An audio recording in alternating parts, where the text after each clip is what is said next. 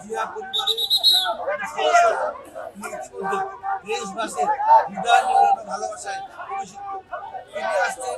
এটাও যেমন একদিকে আনন্দের, পাশাপাশি আমাদের নেত্রী দেশ খালেদা জিয়া কত নির্যাতনের পরে কিছুটা হলেও সুস্থ হয়েছে এই সংবাদ আমাদেরকে অবশ্যই দেশবাসীকে শুধু বিএনপি নয়, রাজনৈতিক সংগঠন নয়, দেশবাসী অত্যন্ত উৎকণ্ঠা শুরু যাচ্ছে যে কখন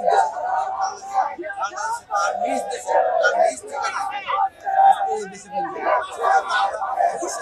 একত্রিত হয়েছি আমাদের দেশনেত্রী খালেদা জিয়া আগমন উপলক্ষে।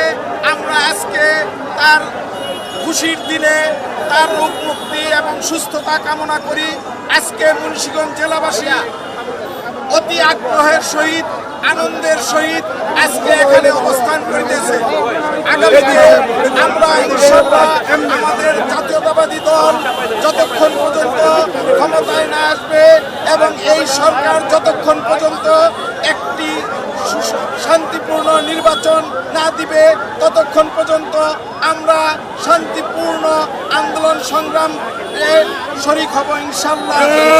আমাদের আগামী দিনের রাষ্ট্রনায়ক তারেক রহমানের নির্দেশে আমরা একত্রিত হয়ে ঐক্যবদ্ধভাবে এই প্রতিটা শান্তি শৃঙ্খলাভাবে আমরা এই আগামী দিনে যেন একটা সুষ্ঠু নির্বাচন হয় এই কামনা করি।